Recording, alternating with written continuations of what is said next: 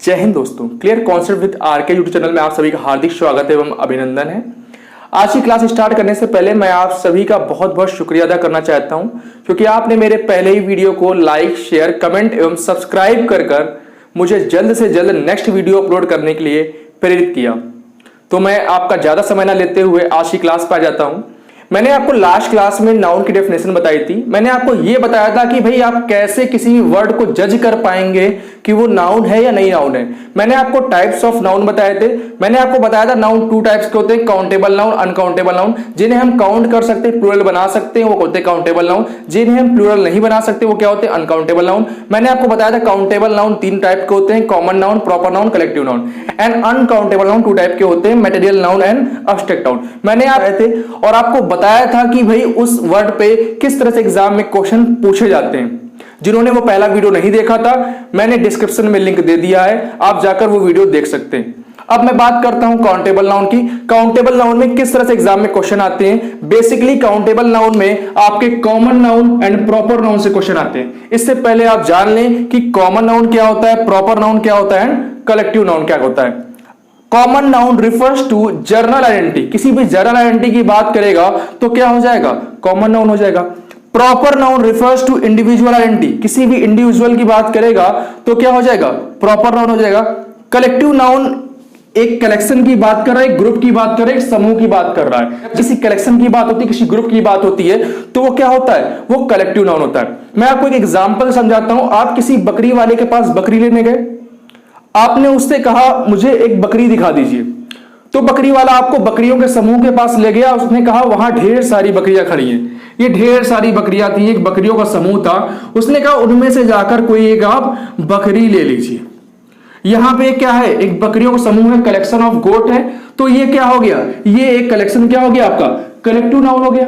आप वहां पहुंचे, आपने उनमें से कोई ढेर सारी बकरियां थी, किसी की कोई आइडेंटिटी नहीं थी, जर्नल थी, ये भी बकरी, ये भी बकरी, ये भी बकरी, कुछ आइडेंटिटी नहीं थी। आप उनमें से कोई एक बकरी ले लिए, ठीक। ये आपने कोई भी एक बकरी ले ली, ये क्या हो गई, कॉमन नाउन हो गई। इसकी कोई पहचान नहीं है तो ये क्या हो गई, कॉमन नाउन। फिर उस ई बकरी को आप अपने होम स्वीट होम में ले आए। आप उसी बकरी को कहां ले आए, अपने होम स्वीट होम में ले आए, और आपने उसी बकरी का नाम क्या रखा, राधा। आपने अपनी ही तरह बेहद खूबसूरत नाम बकरी का रख दिया, क्या, राधा। हाल ना पूछो मोहन का, सब कुछ राधे राधे है। आपने उसका नाम रख दिया राधा। अब ये आपकी जो राधा थी, ये जो राधा बकरी थी, ये अब कोई ना कलेक्टिव नाउन नहीं है, ये कोई समूह थोड़ी ना है, ये एक बकरी है। ये कोई एक कॉमन नाउन भी नहीं है, क्योंकि इसकी अपनी पहचान, इसकी आइडेंटिटी है। ये कौन है, ये है आपकी अपनी राधा। ये अब कोई भी बकरी नहीं होगी, ये क्या हो गई, ये हो गई आपकी राधा। आपकी राधा मतलब आपकी बकरी राधा, ठीक है। अब मैं काउंटेबल नाउन से common noun and proper noun के किस तरह से क्वेश्चन एग्जाम में हर साल पूछे जाते हैं वो आपको कॉन्सेप्ट बताऊंगा, फिर उस पर क्वेश्चन कराऊंगा किस तरह से क्वेश्चन आपके एग्जाम में पूछता है एग्जामिनर। अभी हमने आपको बताया कि भाई कॉमन नाउन क्या होता है एंड प्रॉपर नाउन क्या होता है। देखिए भाई, कॉमन नाउन, प्रॉपर नाउन, मैंने बताया था आपको कि कॉमन नाउन क्या होता है, it refers to general identity. General identity को ये रिफर करता है। And proper noun it refers to individual identity. Proper noun individual identity को रिफर करता है।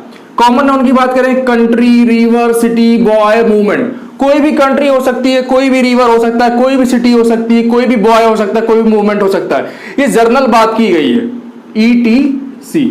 And proper noun it refers to individual identity. ये एक इंडिविजुअल आइडेंटिटी के बारे में बात करता है। अगर हम बात करें कॉमन नाउन की तो एग्जांपल देखते हैं, country, river, city, boy, movement, ETC, ठीक। कोई भी कंट्री हो सकती है, कोई भी रिवर हो सकता है, कोई भी सिटी हो सकता है, कोई भी बॉय हो सकता है, कोई मूवमेंट हो सकता है। कोई पर्टिकुलराइज नहीं किया, ये जर्नल है, कोई भी कंट्री हो सकती है। लेकिन अगर हम बात करें प्रॉपर नाउन की तो प्रॉपर नाउन में यहाँ पे कंट्री है, यहाँ पे कोई भी कंट्री नहीं, यहाँ पे पर्टिकुलराइज किया गया है। यहाँ पे एक इंडिविजुअल आइडेंटिटी है, क्या है, इंडिया। इंडिया हो सकता है, अमेरिका हो सकता है, चाइना हो सकता है। चाइना का नाम नहीं लेंगे, चाइना ने कोरोना फैला दिया, ठीक। लॉकडाउन के चक्कर में काफी नुकसान उठाना पड़ रहा है। अब बात करते हैं रिवर की। रिवर कोई भी हो सकती है, गंगा, यमुना, सरस्वती, कोई भी रिवर, उसकी एक आइडेंटिटी होगी वहां पे, ठीक, प्रॉपर नाउन में। बात करें सिटी की, सिटी भी आपका पटना हो सकता है, हिसार हो सकता है, सोनीपत हो सकता है, मुजफ्फरनगर हो सकता है, रुड़की हो सकता है। बॉय भी आपका यहाँ पे बॉय है, जनरल आइडेंटिटी बात की है, लेकिन यहां पे लेकिन बॉय आपका आइडेंटिटी दिया होगा, रोहित हो सकता है, उत्तम हो सकता है, अनिल हो सकता है, शुभम हो सकता है। ठीक, यहां पे मूवमेंट की बात किया है, पर्टिकुलर मूवमेंट कोई आइडेंटिफाई नहीं किया गया कौन सा मूवमेंट, जनरल बात की गई है, वहां पे भाई सत्याग्रह मूवमेंट है, आपका अंग्रेजों भारत छोड़ो मूवमेंट है।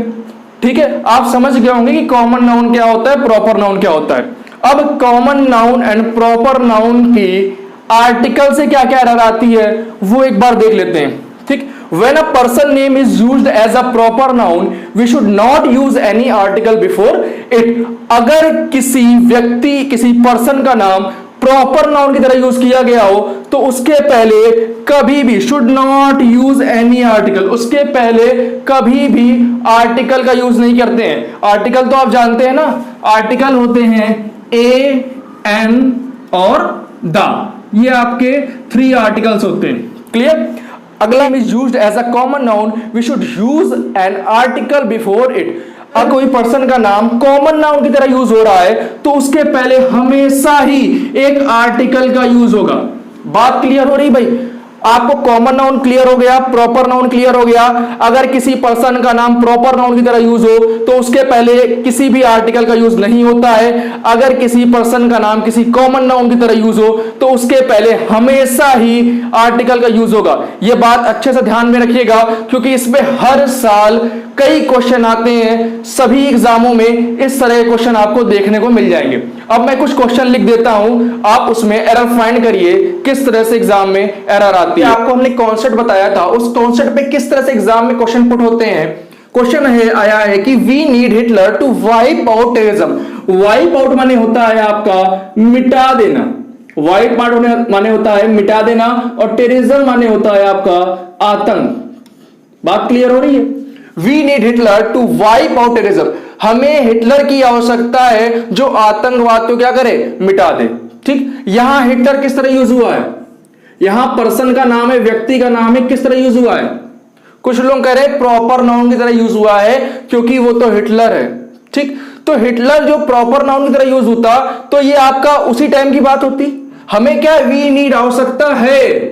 क्लियर है? ये प्रेजेंट की बात हो कर रहा है, प्रेजेंट में कोई हिटलर तो आपके यहां आएगा नहीं। ठीक, यहां पे हिटलर एक उपमा दी गई है, यहां पे किसी एक ऐसे व्यक्ति की बात की जा रही है जो हिटलर की तरीके हो। ठीक है, यहां कहने का तात्पर्य है कि वी नीड आ हिटलर, ऐसे हिटलर की आवश्यकता है जो आतंकवाद को मिटा दे। यहां पे आ हिटलर आएगा। ठीक, यहां क्यों आएगा? क्योंकि ये हिटलर यहां पे कॉमन नाउन की तरह यूज हुआ है, पर्सन का नाम कॉमन नाउन की तरह यूज हुआ है।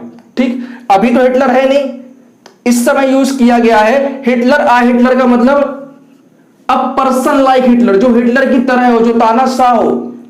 ठीक है, उस तरह का अ पर्सन लाइक हिटलर। यहां पे अ हिटलर का मतलब हो गया अ पर्सन लाइक हिटलर। ठीक, हिटलर की तरह एक व्यक्ति, एडोल्फ हिटलर, जर्मन का तानाशाह, आप जानते होंगे, आपने अच्छे से पढ़ रखा होगा। तो यहां पे क्या आ जाएगा, ए आ जाएगा। बात क्लियर हो रही है? अगला सेंटेंस आते हैं। क्वेश्चन आया था कि Kalidas is known as Shakespeare of India. Kalidas जाने जाते हैं कि किस नाम से? शेक्सपियर ऑफ इंडिया के नाम से जाने जाते हैं। शेक्सपियर का नाम आपने सुना होगा। शेक्सपियर आपके कौन थे? बहुत बड़े कवि एवं राइटर थे। ठीक, अब यहां पे शेक्सपियर की तरह जाने जाते हैं। शेक्सपियर एक पर्सन का नाम है जो कि कॉमन नाउन तरह यूज हुआ है। अभी तो शेक्सपियर है नहीं, इनका नाम क्या, एक उपमा दी गई है, कॉमन नाउन तरह यूज किया गया है। तो शेक्सपियर के पहले क्या आएगा, एक आर्टिकल आएगा। आर्टिकल क्या होता है? A N the. आर्टिकल का यूज क्या होता है, कैसे होता है, मैं आपको आर्टिकल पढ़ाऊंगा तो बताऊंगा, लेकिन यहां पे एक आर्टिकल आएगा, ये तो श्योर है। ठीक, आप बता पाएंगे कि यहां पे एरर है, इस पोर्शन में एरर है। लेकिन अगर सेंटेंस इंप्रूवमेंट में आ जाएगा तो यहां पे क्या आएगा, ए आएगा या एन आएगा या द आएगा। एन तो आएगा नहीं क्योंकि इसके पहले आपका स्वर का उच्चारण नहीं हो रहा है, इसलिए एन नहीं आएगा। या ए आएगा या द आएगा। ठीक, आप लोगों को लॉजिक लग रहा होगी भाई ए आएगा, अ शेक्सपियर ऑफ इंडिया, जबकि ऐसा नहीं है। ए नहीं आएगा, यहां पे द आएगा। क्यों? क्योंकि ग्रामर, क्योंकि यहां पे कॉन्सेप्ट लग रहा है कि अगर दो नाउन ऑफ के साथ जुड़े हों, अगर दो नाउन ऑफ के साथ जुड़े हों तो पहले नाउन के पहले हमेशा ही आर्टिकल द का यूज होगा।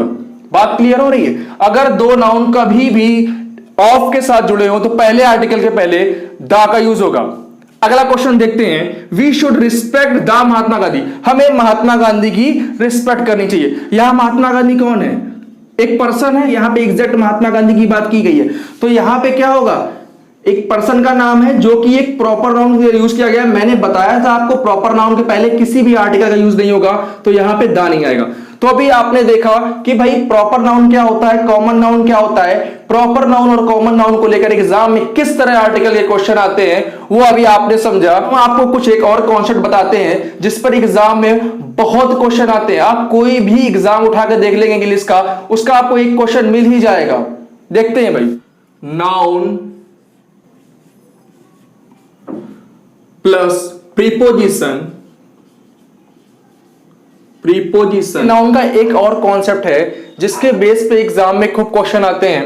आपका अगर कभी भी दो नाउन दे रखा होगा जो कि प्रीपोजिशन से जुड़ा होगा, दो नाउन अगर आपका प्रीपोजिशन से जुड़ा हो, प्रीपोजिशन की जगह कभी कभी एंड का भी यूज होता है, ठीक। कब होता है, कैसे होता है, वो भी हम बताएंगे। किस तरह जुड़ा होता है, जैसे कि दो नाउन दे रखे हैं, बॉय आफ्टर बॉय, प्रीपोजिशन जुड़ा है, door to door, day by day या day to day, water and water, ठीक। तो हमेशा में क्या ध्यान रखना है, we should not make the noun plural, हमें कभी भी दिए हुए नाउन को प्लूरल नहीं बनाना है, ना यहां प्लूरल बनाना है ना यहां प्लूरल बनाना है। प्लूरल का सेंस मतलब यहां पे एस या एस लगाकर, कभी कभी एग्जाम में यहां पे एस या एस लगा देता है, या फिर यहां पे एस या एस लगा देता है, या फिर दोनों में एस या एस लगा देता है। तो आपको ध्यान रखना है, कभी भी कोई भी दो नाउन अगर एक प्रीपोजिशन से जुड़े हैं तो उन नाउन में कभी भी प्लूरल नहीं बनेगा।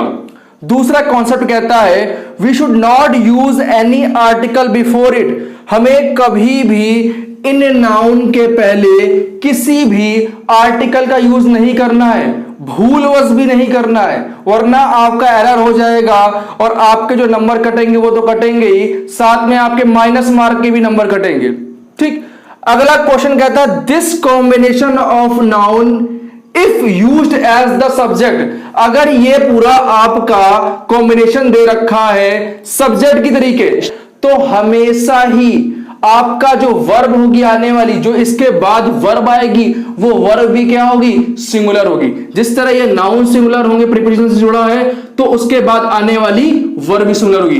तीन चीजें आपने सीखी कि कोई भी दो नाउन अगर प्रीपोजिशन से ऐड हो तो इन नाउन के पहले कभी भी किसी भी आर्टिकल का यूज नहीं होगा, ये नाउन कभी भी प्लूरल नहीं यूज होंगे, और अगर ये नाउन के कॉम्बिनेशन इस तरह का कॉम्बिनेशन कि दो नाउन दे रखे हैं, बीच में प्रीपोजिशन दे रखा है, तो आने वाला वर्ब हमेशा ही क्या होगा, सिंगुलर होगा। सिंगुलर वर्ब मतलब is, was, has, plural verb मतलब आर, वर, हैव। टेंस में आपको ये बात बताऊंगा मैं। बात क्लियर हो रही है, ठीक। अब हम देख लेते हैं कि इस कॉन्सेप्ट पे एग्जाम में किस तरह से क्वेश्चन आते हैं। आपको सारे कॉन्सेप्ट क्लियर करते हुए चलने हैं। अगर कोई भी कॉन्सेप्ट में आपको प्रॉब्लम आ रही है तो आप कमेंट में मुझे बताएंगे, या तो मैं फेसबुक का लिंक दे दे रहा हूं नीचे, तो आप उसमें भी आप बता सकते हैं मुझे। क्वेश्चन जिस तरह से एग्जाम में आते हैं एक बार देख लीजिए कि schemes after schemes are being launched to benefit those who are below the poverty line, मतलब एक के बाद एक स्कीम आर बीइंग लॉन्च की जा रही है टू बेनिफिट दोज, उनको बेनिफिट करने के लिए, who are below the poverty line, जो कि गरीबी रेखा के नीचे। पॉवर्टी लाइन का मीन क्या होगा, गरीबी रेखा के नीचे, गरीबी रेखा के। तो इसमें एरर आप फाइंड कीजिए, किस तरह से एरर होती है। आप देख रहे हैं स्कीम क्या है, नाउन है, स्कीम आफ्टर स्कीम, क्लियर। तो आप देख पा रहे हैं कि भाई ये स्कीम हमने बताया था कि जब दो नाउन किसी प्रीपोजिशन से ऐड हो तो जो नाउन है वो सिंगुलर फॉर्म में होगा, वो प्लूरल फॉर्म में नहीं होगा, उसमें एस या एस नहीं होगा, तो आपकी यहां पे एरर है। बात क्लियर हो रही है, ठीक। दो नाउन किसी प्रीपोजिशन से ऐड है तो जो नाउन होंगे वो सिंगुलर होंगे, यहां से एस हट जाएगा। और यहां पे एक और एरर है, ध्यान से देखिए, scheme after scheme are being launched. एक एरर आपको ये देखिए, एक एरर आप देख रहे हैं कि ये है जिसमें दे रखा है आर। हमने कहा था इस तरह का जो कॉम्बिनेशन है अगर वो सब्जेक्ट तरह यूज हो तो आने वाली वर्ब वो प्लूरल ना होकर वो सिंगुलर होगी, तो यहां भी आर ना होकर क्या हो जाएगा, इज। बात क्लियर है? एक बच्चा मुझसे कह रहा था सर जब आप एरर बताते हैं तो रेड पेन का यूज कर लीजिए। अब लॉकडाउन चल रहा है, उसको कौन समझाए कि इस शहर में कहां से हम जाएं रेड पेन लेने। ठीक है, तो भाई तब तक काम चला लीजिए, लॉकडाउन के बाद मैं रेड पेन का भी व्यवस्था करता हूं। ठीक, नेक्स्ट क्वेश्चन देखते हैं। It is seen that a change after another change in an organization sometime creates negative impact। यह देखा गया है कि एक के बाद एक बदलाव किसी संस्था में, ऑर्गेनाइजेशन मतलब संस्था, समटाइम्स प्रायः क्रिएट्स नेगेटिव इम्पैक्ट, गलत प्रभाव क्रिएट करता है। तो यहां से हम देख रहे हैं कि भाई चेंज क्या है, एक आपका नाउन है, एक ये चेंज है। जब दो नाउन एक प्रीपोजिशन से ऐड हो तो हमने बताया था कि कभी भी नाउन के पहले नंबर नहीं लगाते हैं, नाउन सिंगुलर होगा, और अगर ये एज अ सब्जेक्ट यूज होगा तो इसके बाद हमेशा ही सिंगुलर वर्ब का यूज होगा। हम देख पा रहे हैं कि दो नाउन है, प्रीपोजिशन से ऐड हुआ तो इसके पहले नाउन नंबर नहीं लगाएंगे। ठीक, सिंपल नाउन आएगा, और जो नाउन है वही आएगा, इसके साथ कोई अदर या अनदर नहीं आएगा। क्या हो जाएगा फिर आंसर इसका करेक्ट? सेंटेंस इंप्रूवमेंट में आएगा तो आप पूरा सेंटेंस इंप्रूव करके बताना पड़ेगा आपको कि it is seen that change after change in an organization sometimes creates negative impact. यहां पे आपको एरर आएगी तो एग्जैक्ट आप बता पाएंगे कि भाई यहां पे इस पोर्शन में एरर है, लेकिन अगर ये सेंटेंस इंप्रूवमेंट में आ गया तो आपको पूरा इंप्रूव करके बताना पड़ेगा। क्लियर है? नेक्स्ट क्वेश्चन देखते हैं। What is appreciable is that the soldiers were found walking into sand after sand even in the scorching heat। Scorching माने क्या होता है भाई? झुलसा देने वाला। Scorching माने क्या होता है? झुलसा देने वाला। जब आपकी सूरज की रोशनी आपको झुलसा देगी, जब रेत आपकी झुलसा देगी आपको, तो क्या होगा? Appreciable माने प्रशंसनीय। ये प्रशंसनीय है कि जब सोल्जर्स को देखा जाता है रेत में चलते हुए। ठीक, यहां पे क्या होगा? Sand after sand. ठीक, दो नाउन है, दोनों प्रीपोजिशन से ऐड है, ये तो बात क्लियर है। ये देखिए यहां पे क्या है, यहां पे ना यहां ऐसे आइए से प्लूरल भी नहीं है क्योंकि अनकाउंटेबल नाउन है। दूसरी बात, इसके साथ कोई भी नंबर नहीं यूज हुआ है। तो आप में से बहुतों को लग रहा होगा क्या है ये बिल्कुल सही है, जबकि ऐसा नहीं है। यहां पे आफ्टर नहीं आएगा, यहां पे क्या आएगा? एंड। अब आप में से बहुत पूछ रहे होंगे एंड क्यों आएगा?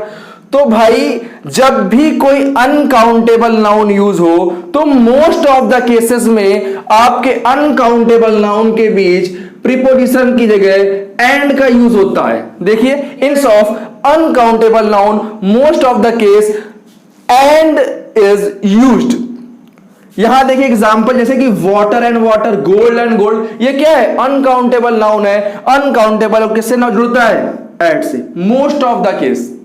ठीक है भाई, अब मैं कुछ और क्वेश्चंस लिखा दे रहा हूं, उनकी भी एक बार प्रैक्टिस कर लीजिए, क्योंकि इस तरह के क्वेश्चन आपको सेंटेंस इंप्रूवमेंट में या फिर एरर में मिल ही जाते हैं अक्सर। ठीक है भाई, ये कुछ और ही एग्जांपल लिखे हुए हैं आपके, जब दो नाउन और एक प्रीपोजिशन के साथ कॉम्बिनेशन आता है उस पर। दे रखा है question, he was buying flats after flats and this made us astonished.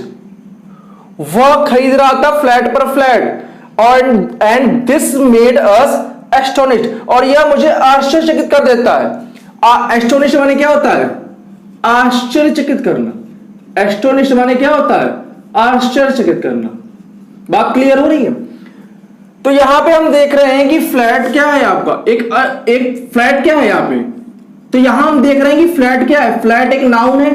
एक दो नाउन जब आपके एक प्रीपोजिशन से ऐड होते हैं तो आपका नाउन सिंगुलर होता है, इसमें एस या एस नहीं लगाएंगे।